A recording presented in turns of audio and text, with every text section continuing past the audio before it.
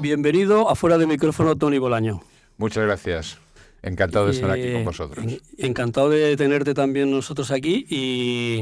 Y primera pregunta. Ay, Dios. Primera pregunta. ¿Tú eres de Sabadell? No, eres de Barcelona. Yo soy de Barcelona. ¿Pero por qué empezaste a trabajar en Radio Sabadell? Es que no sé, yo asociaba... Pues mira, empecé a trabajar radio en Radio Sabadell porque el profesor de radio, en tercero de carrera, José María Solá, era el director de Radio Sabadell. Y elegía siempre gente de la universidad para ir a hacer prácticas a la radio. Y bueno, que era una radio potente, porque era onda media en aquel momento, o sea, que estaba además en la órbita de COPE. Y bueno, pues era para... ¿Y qué hacías? ¿Noticias? Hacíamos música? hacía el informativo de la noche con Luis Rodríguez Pi, que luego fue director de la cadena SER. Y bueno, éramos unos críos, pero muy críos, o sea, 22 años, no habíamos acabado la carrera, la acabé 2 años más tarde, y estuve 2 años trabajando allí en Radio Sabadell, y fue mi bautismo de fuego. Luego estuviste en prensa escrita... Estuve en el Noticiero Universal. Claro. Acuérdate, cuando había aquellos periódicos que salían a las 2 de la tarde o a las 3 de la tarde. Yo recuerdo Noticiero Universal, era un periódico igual que el Diario de Barcelona, ¿no? Sí. Y era compaginador. Con el tipómetro, aquella regla con 50.000 claro. 50.000 números, que me encantaba, porque éramos los que diseñábamos las páginas antes de que hubiera ordenadores, que ahora se hace todo vía digital, pero en aquel tiempo era a manubrio y contabas las palabras para encajarlas dentro de la página y demás. Y ahí estuve también un tiempo hasta que ya di el salto más profesional. Para todo eso yo trabajaba para poderme pagar los estudios y demás de botones en el Banesto, o sea, y entonces ya di el salto a la rueda de emisora Rato, cadena catalana, que es actualmente Onda Cero. Y luego en tu trayectoria hay también una parte importante que es la comunicación, no solo corporativa, que estuviste, creo, de director de comunicación en una empresa, la comunicación política, ¿no? ¿Tú entonces ya eras militante, sigues siendo militante del PSC o no, en aquella época o te interesaba? ¿Por qué te interesó la política? Bueno, la política era droga en vena. Ya, en aquellos años. Yo soy un hijo de la transición y en la transición todos nos interesaba la política de una manera o de otra. Yo tuve participación política, pero en aquel momento estaba, digamos, huérfano de partido, no. Entonces hubo un momento que me ofreció Justo Domínguez, el secretario general de UGT de Cataluña entonces, que me fuera a organizar el departamento de comunicación de UGT, porque entonces se llamaba de agitación y propaganda. Eso era en 1986, Sí, 85-86. Y entonces él dice, oye, hay que modernizarlo y tal, y yo me fui con la idea de estar 2 años.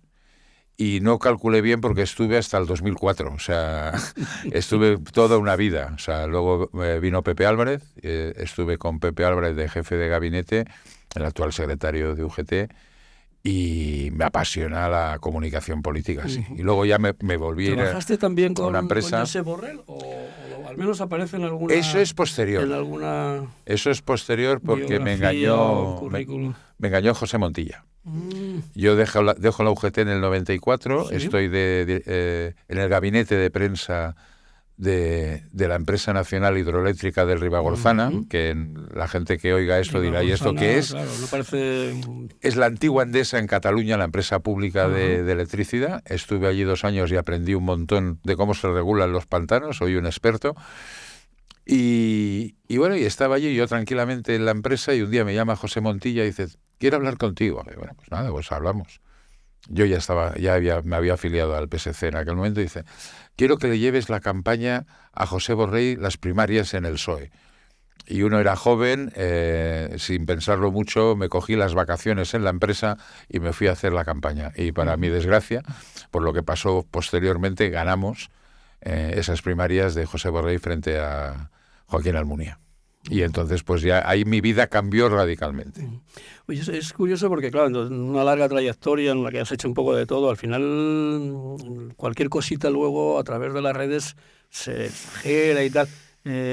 Yo no sé si a ti, por ejemplo, cuando alguien comenta pues el equipo de opinión sincronizada, ¿tú te das por aludido? ¿A ti te parece que Porque al final siempre aparecen fotos en las que tú estás o está A mí me han algún puesto, otro compañero, ¿no? A mí me han puesto a parir. A ver, yo creo que en la sociedad actual, si vas contracorriente, vas mal. ¿Qué es ir contracorriente? Hay gente que a través de las redes sociales intenta instaurar que hay una opinión que es la mayoritaria. Pero eso es histórico, eso es histórico. Lo viví en el momento de la independencia de Cataluña, que ser de izquierdas y no ser independentista pues estaba muy mal visto y recibías palos a destajo, porque ¿cuál es el objetivo? Esto lo escribía el otro día, o sea, una politóloga alemana, Nell Neumann, teorizó que eso es la espiral del silencio. Te machacan, te critican, te destrozan, no a nivel de opinión, sino personal, profesional, con el objetivo de amedrentarte y que dejes de opinar. Y bueno, conmigo con la Iglesia han topado, o sea, no pienso bajarme de la burra, o sea, voy a seguir siendo quien soy. Esto, Toni, también es fruto un poco de la situación política en la que estamos, supongo, ¿no? Esa polarización quizá también se traslada a los medios, porque claro, hemos hablado de esa frase pues de la fachosfera o bien del... Como si sí, pero, ¿no? Pero da igual, o sea, mira, yo estoy en las tertulias, ponerte la etiqueta, ¿no? En una casa que tú conoces muy bien, en Onda Cero, en Antena 3, y me discuto con mis compañeros, con Rubén Amón, con Caraballo, o sea, con todo el mundo, porque tengo una posición muy determinada, con Rafa Latorre, con Carlos Alsina, pero las opiniones contrarias no son insultantes. Lo que es insultante es la vejación personal que hacen las redes. Eso es lo que a mí me pone un poco los pelos de punta. Me parece indecente. O sea, la discrepancia es sana. Y sobre todo cuando tienes que escuchar a tu, iba a decir adversario, no sé si adversario, tu contrincante en una tertulia, y te hace pensar, eso es lo bueno. Argumentar un poco claro, que te obligue a pensar tu argumento para contradecirle, para ver cómo le puedes rebatir. Pero es que en las redes sociales no se hace eso. Las redes sociales es otra cosa. Y yo, acuérdate, cuando éramos tú y yo jóvenes, ya hace muchos años, las cartas al director en los periódicos. Bueno, pero ahí estamos, no nos llevaremos demasiados cuellos de ventaja. Recibían las cartas al director y a lo mejor te ponían a caldo, pero te ponía a caldo un señor o una señora con un nombre y apellidos y un DNI. Y una dirección. Y además a lo mejor conociendo la materia de la que tú habías escrito. Sí, y a lo mejor te pegaban una vuelta que decías, pues oye, a lo mejor esta persona tiene razón, ¿no? Ahora no, ahora la gente va con la cara tapada, con pelotilla 27, y el pelotilla 27 se puede permitir el lujo de insultarte, pues yo no me voy a dejar insultar. Bueno, voy a contestar. ¿Te arrepientes de haber hecho, porque, bueno, lo explicas si te parece, pero sí, creo que fue una broma, o sea, aparece un titular de La Razón y tú dices, eso es mentira, y luego dices, no puede ser mentira, que lo he escrito yo. Algo así, ¿no? No sé sí, fue así. Eso te cayó la del pulpo, ¿no? Me cayó la del pulpo, pero además es que me parece... Claro, decía, este señor está diciendo que él miente. Claro, pero eso nada más lo puede pensar una mente calenturienta, un mentecato, o sea, así de claro, o un filo imbécil, como les he llamado hace un rato en Antena 3.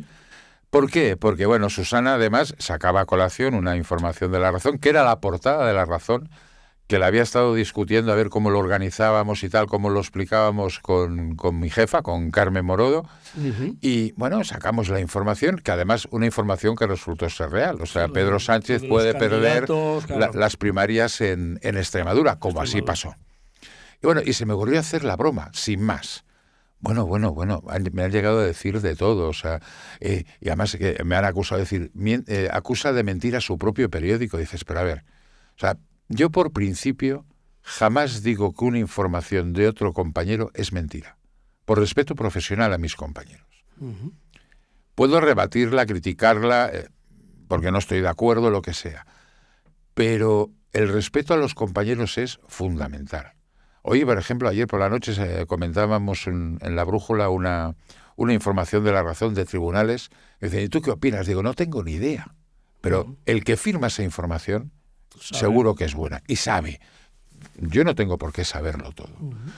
Pero bueno, a partir de ahí me han vejado, insultado, machacado, que si estoy a sueldo de Pedro Sánchez, que bueno, tendré que llamar al presidente a ver dónde tengo que ir a cobrar lo que tengo que cobrar de este mes y lo que me debe de años anteriores. Pero lo hacen por el hecho de, bueno, este es de izquierdas, pues vamos a darle tralla. Pero si luego hay uno de derechas que se mete con algún partido que no le gusta, que se metan con él, pues también te trituran vivo. Bueno, al final tampoco sabes si la gente que escribe en las redes existe o son bots o vete a saber. Oye, tú eres un gran conocedor por tu propio trabajo y porque vives allí, ¿no? De la política catalana, ¿no? Si te pasamos a hacer un poquito un recorrido, pero cuando tú estás con José Montilla, pues aquello, bueno, estaba bastante tranquilo, ¿no? Aparentemente, ¿no? ¿Cuándo empieza, digamos, a estropearse?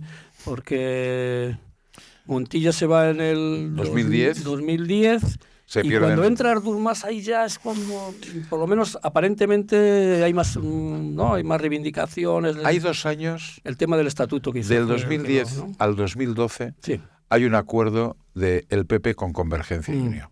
O sea, Alicia Sánchez Camacho es la que inviste a Mas como presidente. Eran la época de los recortes. Y en el mundo de Convergencia y Unión estaban muy apesadumbrados por el hecho de que iban por la calle y la gente les daba caña, porque claro, los recortes en sanidad, en educación, pues hacían mella en la tarea de gobierno. Entonces se inventan esa historia de vamos a reivindicar el pacto fiscal. Y lo hacen ante un Rajoy que acaba de conseguir una mayoría absoluta. Estaba cómodamente y Rajoy pues les dijo pues que de pacto fiscal nada. Y entonces aquí algunos teorizaron una historia que si la digo ahora va a parecer una memez, pero que realmente eso cuajó en una buena parte de la sociedad catalana y sobre todo en la dirección de Convergencia. Era la siguiente.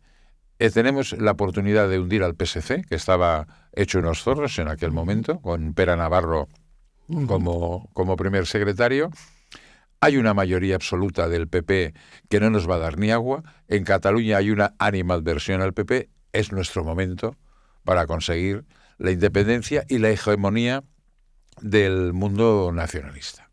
Hablamos del 2012. El 2012.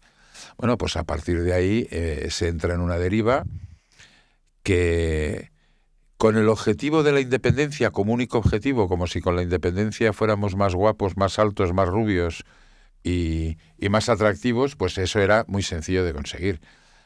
Lo digo así de broma, pero yo recuerdo el programa electoral de Convergencia en el 2012, cuando Mas convoca elecciones, que se pega un tortazo impresionante. Para perderlas.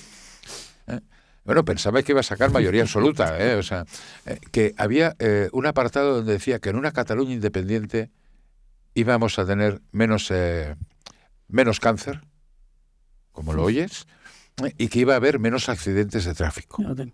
¿Qué dices? ¿En serio?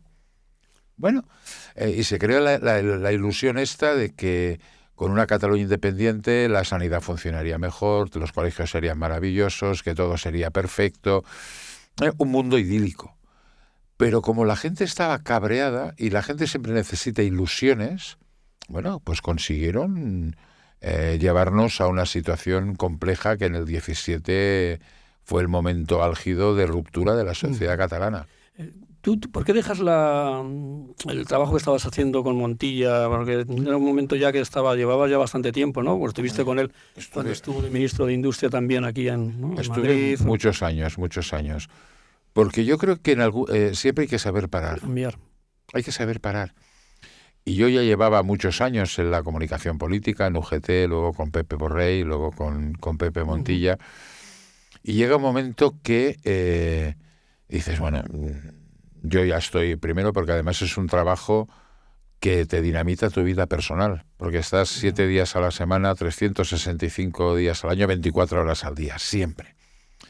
Yo siempre recuerdo un día que estaba con mi pareja, viendo la televisión un domingo en el sofá, tirados viendo una película, me suena el móvil, cojo el móvil, me llama el jefe de los Mossos que estaba de guardia aquel domingo, me dice, Toni, tenemos un problema. Digo, ¿qué problema? Dice, se ha caído el túnel de Viella. Digo, ya, y yo lo primero que pregunté, ¿y hay coches dentro? Dice, no lo sabemos. Bueno, pues aquel día pues salí zumbando de casa con una mochila, 4 mudas y tal, a Viella. Bueno, claro, eso es una dedicación muy bestia, y eso también te mina a nivel personal. Y hay momentos que hay que decir, oye, hay que parar. Y bueno, y volví a la profesión porque es lo que sé hacer, Javier. O sea, desde el otro lado también se ve es un punto, es una tribuna para ver cómo son los medios. Pues claro, la comunicación política no es fácil, ¿no? bueno, yo Me imagino que tú ya sabes perfectamente por dónde va a ir el periódico tal o por qué, dónde te van a dar, ¿no? Pero mira, yo me acuerdo cuando llegué a la Generalitat. Es un equilibrio ahí de... Cuando llegué a la Generalitat, pregunto, oye, ¿y a qué periódicos estamos suscritos? Y faltaban 2 periódicos, La Razón y el ABC. Le dije, pues oye, vamos a suscribirnos a La Razón y al ABC. Los funcionarios, cuando se los dije, a la funcionaria que se lo dije, me miró con cara diciendo, ¿qué le pasa? Digo, oye, hay que saber lo que opina todo el mundo. Y yo quiero saber la opinión de La Razón y el ABC. Y luego fíjate lo que es la vida, cabe en La Razón. O sea, pero, a ver, o sea, yo creo que yo tengo la suerte de haber estado en los 2 lados y de hecho seguir en los 2 lados. Que soy periodista, lo llevo a gala, pero luego tengo una pequeña empresa de comunicación empresarial, nada de política, o sea, con política desde que lo dejé todo en el 2008, a nivel profesional no quiero saber absolutamente nada. Si hago alguna cosa, la hago por deporte y por amistad. Pero con Tomás Gómez hiciste, ¿no? No. Pensaba, pues... No. sé. Con Tomás tenía muy buena relación. Tenía muy buena relación personal con su jefa de prensa en aquel momento, Mercedes Pastor, una gran relación personal, pero jamás, no. Oye, siguiendo con el tema catalán, ahora tú eres además en las tertulias lo explicas y lo defiendes. Cataluña ha cambiado, ¿no? Ha cambiado, digamos, se ha sosegado la sociedad, hay más convivencia, pero el precio que se ha pagado por ello, ¿tú crees que es... ¿Qué precio? ¿Lo justifica? No sé, pues sí, amnistías, indultos, mira, la financiación, ¿no? Singular, esas son 3 cosas que antes no estaban ahí, ¿no? Y me imagino que se hacen porque hay votos por medio, ¿no? Yo creo que el gran error, hay un apoyo, ¿no? El gran error de Pedro Sánchez fue ligar estas cosas a unas elecciones. Muchos defendíamos, yo entre ellos, ya en el 2021, que para la normalización en Cataluña había que hacer una amnistía. ¿Por qué? Porque era una forma de desarmar al independentismo que estaba una parte de él desmoralizado. Porque al final en estas cosas hay que ganarles en las urnas. O sea, no hay otra vuelta. Por muchas cosas que pensemos, no hay otra vuelta. Y yo pensaba que eso serviría para avanzar en ese sentido. ¿Qué sucede? Que cuando parece que eso se hace por votos no vamos bien. Se tendría que haber hecho mucho antes. Y luego en el tema de la financiación singular, es que yo creo que el sistema de financiación para todas las comunidades es un desastre. Un tema complejo, además, ¿no?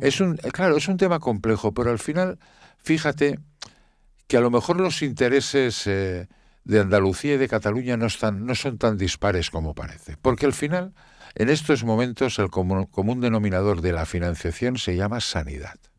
Sanidad. Todos los gobiernos, y cuando digo todos, es de todos los colores, necesitan el puntal de la sanidad. O sea, en estos días están pasando unas tensiones sanitarias en todas las comunidades importantes por el pico de gripe y hay un colapso. Y nos siguen faltando médicos, pero sobre todo nos faltan enfermeras y nos faltan recursos. Y eso se tiene que conseguir a través de la financiación. Que Cataluña tenga que tener una financiación singular solamente podrá ser realidad si todas las comunidades reciben más dinero. Estamos hablando de más dinero. Luego, que lo recaude Cataluña o no, que por cierto es una de las partes que es constitucional según el dictamen del Constitucional del 2010, que eso es posible, que haya una agencia tributaria catalana coordinada con la administración tributaria española. Yo no veo dónde está el problema. Y además, ¿es normal que Cataluña aporte como tercera comunidad y reciba como la 14?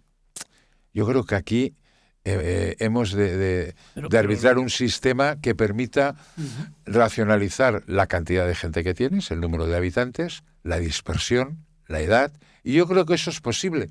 En el 2008 se hizo y parecía que iba todo bien, pero luego nos cayó una crisis que acabó con todas las posibilidades. ¿Y por qué acabó? Porque no había dinero.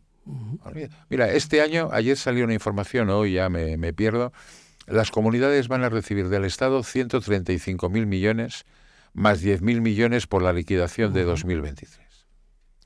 ¿Eso es suficiente?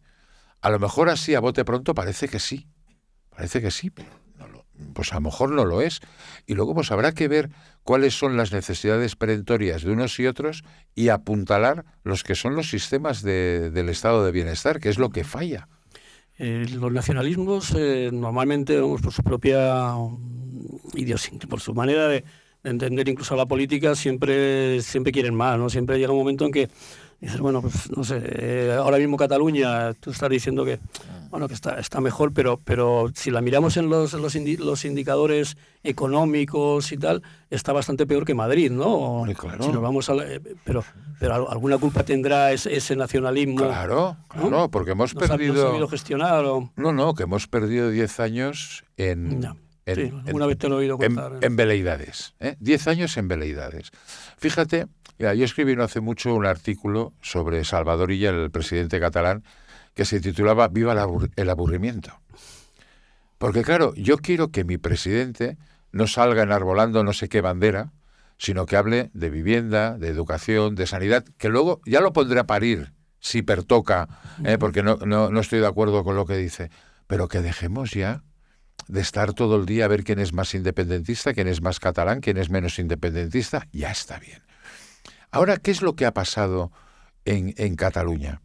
Que, hombre, el independentismo ha perdido, que no desaparecido, Cuando dice, no, es que el independentismo ya no está. No, sí que está. Hay mucha gente que es verdad que ha votado al PSC, que hay mucha gente que ha vuelto a votar al PP.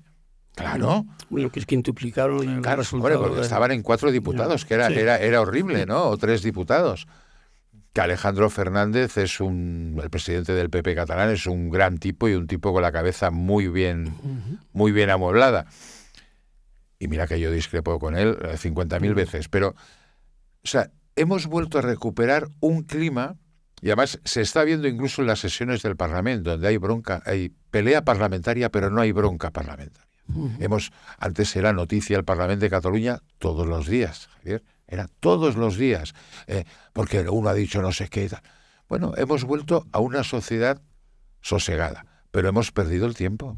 Se fueron empresas, se perdieron empresas que no van a volver, otras van a volver, sí, seguramente sí, pero siempre que haya estabilidad jurídica. Barcelona, y no solo por el independentismo, sino por el papel de la alcaldesa Colau, se dedicó a veleidades que dejaron a Barcelona fuera del mapa internacional, con lo cual Madrid aprovechó. Mira, a mí una de las cosas que me ha gustado es, después de las últimas elecciones, que Almeida y Collboni se hayan reunido ya 2 o 3 veces como mínimo. Porque al final Madrid y Barcelona tienen que estar en competencia. Sí, es sana, pero en colaboración también. Ya. ¿Qué opinión tienes de Isabel Ayuso y de su jefe de gabinete, Miguel Ángel?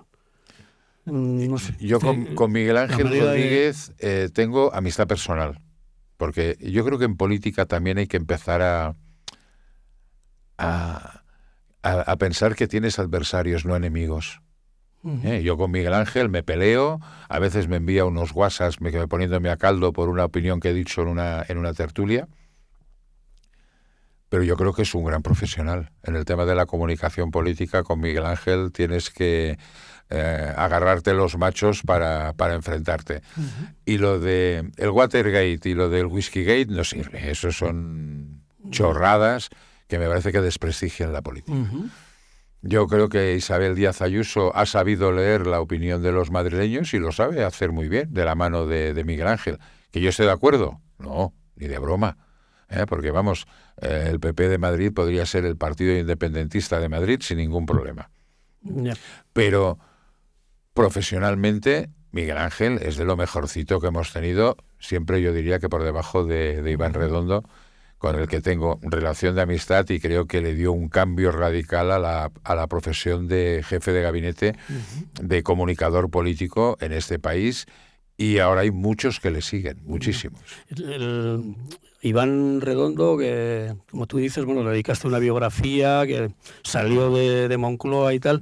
Y no le gustó a Moncloa para nada. Y eso que dicen que estoy a las órdenes de con lo que está cayendo, ¿tú crees que, o sea, que para defender a Pedro Sánchez no creo que... hay pocos argumentos quizá, ¿no?, que le puedan avalar, por ejemplo, en el tema de los casos judiciales que están abiertos? Yo creo que el Partido Socialista y Moncloa están llevando una política demasiado reactiva ante los hechos, y tenía que haber sido más activa. Antes te decía, en el tema de la amnistía, de los indultos, se funcionó con el paso cambiado. Si tú llegas a la conclusión de que defiendes un país que no tiene que ser centralista, que la España plurinacional existe y demás, oye, con todas las consecuencias. Uh-huh. Pero cuando empiezas a decir, no, yo creo en esto, pero bueno, no sé, tal, y esto, yo creo que hay errores. Luego yo, por ejemplo, considero que la portavoz del gobierno, con la que tengo una buena amistad, no tendría que estar hablando de los temas judiciales en el Palacio de la Moncloa. Error. O de la oposición, porque las ruedas de prensa que hacen después del Consejo de Ministros es para atacar a la oposición, ¿no? Sí, pero mira, te voy a poner un ejemplo que yo creo que todo el mundo me va a entender. Soraya Sáenz de Santamaría jamás habló del caso Gürtel en Moncloa. Jamás. Y se decía, no, eso lo hace porque así le pasa el marrón a la secretaria general del partido con la que tenía una relación manifiestamente mejorable. Pero lo hizo muy bien desde el punto de vista institucional. Luego pasaron las cosas que pasaron. Pero ella no hablaba del tema Gürtel de Moncloa, hablaba al partido. Y aquí el PSOE, yo creo que está haciendo un error. Habla Moncloa y tiene que hablar el PSOE. Uh-huh. Bueno, pero esto nunca, en la comunicación política no son matemáticas, y 2 y 2, 4 no suelen ser exactamente siempre así. Y bueno, y además, cuando entras en el efecto remolino, que te sientes acosado, que te sientes nervioso, a veces no se piensa. Hay una película de Michael Caine que un empresario de Wall Street, que están en una crisis terrible y todo su equipo, todos chillando, tal, pone orden y dice, vosotros dos a pensar, y vosotros seguir chillando. Alguien tiene que pensar. Y yo creo que en estos momentos no hay nadie que esté llevando una comunicación política que pueda contrarrestar a lo contrario. Suerte tiene el PSOE de que Núñez Feijóo y su equipo están en el PP. Un día Carlos Alsina dijo, no os preocupéis, que cuando el PSOE tenga un problema viene el 7º de Caballería de Génova y se lo arregla. Porque hay veces que comete unos errores importantes el Partido Popular. En comunicación política, no estoy hablando de política, comunicación política. O sea, ¿tú dudas de las posibilidades de Feijóo de acceder a... No sé si hubiera elecciones ahora, o con un compacto con vos, o con... Bueno, no, yo dudo poco, porque las encuestas dicen lo que dicen, ¿no? Queda mucho todavía, ¿no? Sí. Pero mira, esta mañana Javier Caraballo, poco sospechoso de ser un ultraizquierdista, decía que en Génova están en una caza de moscas, y de momento ganan las moscas. Y bueno, esto es un poco la sensación que hay de decir, bueno, esta política errática. Un día quiere meter a Carles Puigdemont en la cárcel, otro día le pide su voto para una moción de censura, cosa que me imagino que a Alejandro Fernández en Cataluña no le debe gustar ni un colín.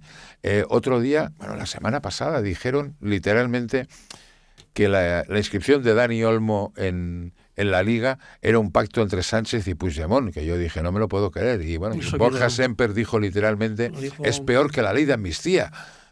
Pero qué barbaridad. Uh-huh. Pero si luego me decían a mí, amigos míos del Real Madrid, que Florentino en esto se estaba echando una mano, porque al final Laporta y Florentino son aliados en otras cosas. El mundo del deporte, yo tengo que reconocer que soy un inútil, aparte de tocar las narices a los merengues, que eso sí que se me da bien.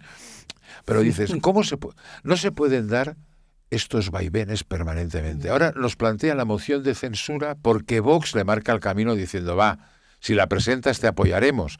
Cuando hace unos meses, bueno, también están... la comunicación política tiene que ser activa. Antes se lo decía con respecto al PSOE. pero con el PP también. Y tampoco la está llevando de una forma proactiva, sino reactiva. ¿Tú crees que la figura de Franco es un comodín? ¿A ti qué te parecen los más de 100 actos que se han organizado? Me bien. ¿Te parece bien? Sí, porque estoy de acuerdo en una cosa que dice el PP. La figura de Franco divide, sí, tienes razón, entre demócratas y autoritarios. Nada más hay que definirse dónde quieres estar. Pero ¿no sería más lógico que celebráramos que tras la muerte de Franco llegó la democracia? Con la muerte de Franco fue el principio del fin de la dictadura. Franco murió en noviembre, que estamos todavía el 20N, en enero. El día que empecé a trabajar. Estamos en enero, o sea que hemos empezado. El 20N, el día que empecé a trabajar de botones en el Banesto. Fue el principio del fin de la dictadura. Fue el fin de la dictadura, no. O sea, el 12 de octubre, Carlos Arias Navarro hizo un discurso en las Cortes hablando del espíritu del 12 de febrero. Era un intento de salvar a la dictadura. La agresión de los grupos ultras era importante. Nada más hay que recordar los asesinatos de Atocha y algunos en algunas manifestaciones, o Montejurra. O sea, claro, hay que tener ya una edad para acordarse de aquellos hechos. No acabó la dictadura, pero empezó a cuajar la democracia. Empezó el movimiento nacional que sustentaba la dictadura, empezó a resquebrajarse. La Plata Junta, la plataforma democrática, empezó a unificar criterios desde la democracia cristiana de Ruiz Jiménez hasta el Partido Comunista de Carrillo. Bueno, pues se empezó a hacer un camino que acabó en la Constitución. ¿Es necesario dedicar esfuerzos a un tema como este cuando tenemos por delante problemas como la vivienda, el futuro de los jóvenes, porque el paro sigue siendo, ¿no? Sí, pero a pesar de que se diga que está muy bien. Hombre, hemos mejorado mucho, sin lugar a dudas. Estamos en cabeza de... Totalmente de acuerdo, pero vamos, que nos ha visto y que nos ve. Estamos por debajo del paro del 2004, o sea que cuidado. Y es verdad, todo eso es importante, pero también es importante que la gente joven sepa lo que es la dictadura. Que la gente joven, ahora que todo el mundo dice que Franco era buenísimo, que sepa que no podían decir según qué cosas, que no podían, porque si las decían iban al trullo, o venían los grises y te apaleaban el culo, o la cabeza, depende de dónde te dieran. Bueno, es que también es un problema de España y un problema del mundo. Fijaros cómo está la situación en todo el mundo. La extrema derecha está avanzando. Pues tienen que conocer lo que era vivir en un país con un gobierno fascista y de extrema derecha. No, yo no lo veo. Bueno, aquí decía... A mí lo que me sorprende, perdona, es que el Partido Popular no se posicione claramente con los demócratas. ¿Por qué esa postura ambigua de no saber dónde están? Por ejemplo, cuando ha gobernado, no dedicar ni un duro, un euro, a rescatar a las víctimas de las cunetas. Oye, pues, ¿cuál es el problema? Sí firmó la ley, ¿no? Y aprobó la ley de la memoria. Sí, luego no le das un duro. Y una condena a la dictadura en el 2002 también, ¿no? Sí, pero si luego no pones si luego no pones un duro cuando gobiernas, y cuando gobiernas en las comunidades autónomas, lo primero que haces es cambiar la ley de memoria. Mira, yo en esto, la señora Proens de Mallorca la aplaudo. Porque se pone en tela de juicio su gobierno por mantener la ley de memoria. Al señor Mazón no le puedo justificar en esto. Oye, aunque sea de una manera breve y un poco esquemática, te voy a dar los nombres de los distintos presidentes de la Generalitat, desde Pujol, y a ver si me los puedes un poco definir o decir... Ya sé que es un esfuerzo de síntesis. Pero disculpar, porque la gripe también afecta. En un tertuliano, lo de la síntesis, como dice Alsina, va dentro de... ¿no? ¿En una palabra o en varias? En varias palabras. Por ejemplo, Pujol. Y ahora está todavía pendiente de juicio, ¿no? Un egoísta. Un egoísta. Sí, él dice que hizo mucho por Cataluña y luego se lo pretendió cobrar con el 3%. Un egoísta porque fue el primero que empezó a repartir carnés de buen catalán. Y yo soy catalán como me da la gana, no como me diga un partido nacionalista. ¿Pascual Maragall? Un hombre brillante y a veces un poco utópico. Pero una gran persona. La lástima es que la enfermedad es terrible con él. Al que mejor conoces, lógicamente, a José Montilla. José Montilla. Me imagino que vas a hablar bien, ¿no? Mira, yo me acuerdo cuando... Te vas a reír. Cuando se va a presentar José Montilla a las elecciones, cuando ya nos enteramos que Pascual Maragall tenía el puñetero Alzheimer encima y que ya no se podía presentar porque no estaba físicamente apto para el cargo, dijimos, bueno, y ahora vamos a hacer la campaña. Y yo dije, madre de Dios bendito, ¿y ahora qué hacemos? Y su eslogan fue fets y no paraulas, hechos y no palabras. Un dicho latino, facta non verba. Este era José Montilla. Era el don de la oratoria el día que Dios lo repartió, él no estaba en clase, pero era un hombre que si llegabas a un acuerdo con él, lo cumplía a rajatabla. Y era un trabajador incansable, y te lo dice uno que lo padeció durante muchos años. Puigdemont, inevitablemente, ahí sigue, ¿no? Un iluminado. Un iluminado que además... Que fue periodista, además. Yo no sí, es... No, porque él trabajó de periodista en el PUN en Girona y no... No era muy reconocido tampoco. No, que va. Bueno, él llegó de casualidad a la alcaldía de Girona, cuando se retiró Quim Nadal, el alcalde de toda la vida. Luego lo sustituyó Ana Pagans, pero bueno, en aquel momento pues él vino, era aires de renovación, y nunca ha demostrado nada como gestor. O sea, nadie se acuerda de nada que haya hecho en Girona con un cara y ojos, y en la Generalitat fue un desastre. Fue un desastre, y le prima su concepción del mundo que gira en torno a él. Quim Torra. Es obligatorio que lo valore. O sea, el peor presidente de la Generalitat en años. El peor presidente de la Generalitat en años. Y ya, por suerte, no lo empiezo a decir, no lo dicen los no independentistas, sino incluso hasta los independentistas. Pero Aragonés. Y nos falta, bueno, es que está ahora, ya vamos a terminar el recorrido, ¿no? Pero Aragonés, bueno, tampoco se sabía muy bien si iba o venía a veces, ¿no? A ver, le faltaba... Mira, para gobernar hay que tomar decisiones. Y Aragonés pretendía gobernar sin tomar decisiones y no meterse en ningún charco. Tú tienes que apostar por el aeropuerto, ampliarlo sí o no, por hacer modificaciones en el mapa hídrico de Cataluña sí o no. No puedes estar intentando contentar a todos. Hacer política para contentar al 100% es imposible. Y él lo intentó y evidentemente fracasó de forma estrepitosa. Pero también tengo que decir que ayudó a normalizar la situación en Cataluña. O sea, el lenguaje radical, permanentemente de confrontación de Junts, Aragonés no lo tenía, con lo cual siempre es de agradecer. Y Salvador Illa, el hombre más aburrido del mundo, pero es el presidente que ahora necesita Cataluña. En esta época... convulsa. Mira, un día un dirigente de Esquerra Republicana me decía, tenéis suerte porque tenéis un presidente que hace como Guardiola, baja la pelota al suelo. Y en estos momentos Cataluña necesita bajar la pelota al suelo. Los problemas siguen ahí, pero bueno, se están avanzando en algunas cosas. Mira, ayer empezaron las obras de un trasvase del Ebro para llevar agua a la comarca del Priorato. Y eso, ¿no? Es que ya está bien. O sea, el Priorato está al lado del Ebro, no le llega el agua, es una de las comarcas con una denominación de origen importante, se necesita ese agua. ¿Cuál es el problema? Es que ya está bien de que aquí no se puede hacer nada. Que hay algunos que defienden la no ampliación del aeropuerto por una laguna, que además es una laguna artificial, y que los patos que en teoría tenían que ir allí ya no van, porque está hecho un asco. Dices, a ver, por el amor de Dios, o sea, vamos a ponernos las pilas.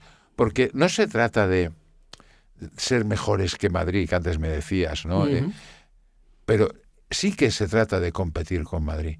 Pero compites con Madrid cuando tú tomas decisiones y hay gente que viene a invertir a Cataluña. Si no tomas decisiones, pues los inversores se lo piensan dos veces. Somos la comunidad con menos energía alternativa instalada. No tenemos ni parques eólicos, no tenemos ni placas solares, porque siempre hay algún pato que le molestamos. Ya los patos son los culpables. Sí, pero hablan de patos, digamos, autóctonos, luego no hay ni uno, pero bueno. ¿Qué te iba a decir? Pues ya para ir terminando... Vives en Barcelona, vives en Madrid. ¿Qué tal te tratan en Madrid? Y ya terminamos. Muy bien. Muy bien, yo no tengo ningún problema. Nadie te... Bueno, a ver, maleducados hay en todos los sitios, Javier. Ya. En Cataluña, en Barcelona y en Madrid. A mí me han insultado comprando en el supermercado en Barcelona. Ya. Y aquí también he sido increpado. Pero la gente suele ser educada. Yo recuerdo siempre un día, voy a contarte una anécdota, en la calle Diego de León, tomando un café, 8 de la mañana, al lado de la sede de la COE. En esas carpas que hay en la calle para los viciosos que podamos fumar, sí. Pero tapaditos. ¿En la calle Diego de León? En la calle, porque hacía frío. Y había un señor mayor leyendo el ABC, con su bastón. Y yo entro, buenos días, no había nadie más, me pido un cortado, y estamos yo a lo mío, él a lo suyo, y llega un tipo y empieza a insultarme, y además con ansias como de agredirme, yo no sabía qué hacer. Se levanta el señor, se le llaman porros con el palo, con el bastón, con el otro. Se va el energúmeno y se gira y me dice, yo ya lo he conocido. Usted es muy de izquierda, yo no coincido con él en nada, pero estábamos aquí tan ricamente. Y se sentó, ya te digo, leyendo el ABC y tal, no sé qué. Bueno, luego le invité al café, el hombre agradecido, tal, no sé qué, pero usted tiene que cambiar.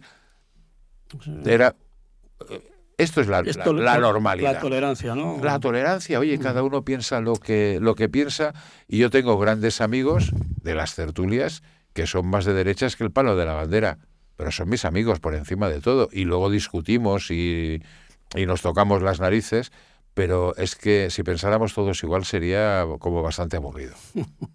Pues muchas gracias, Toni, ha sido un placer tenerte aquí. Un placer ha sido para mí. Muchas gracias. A ti.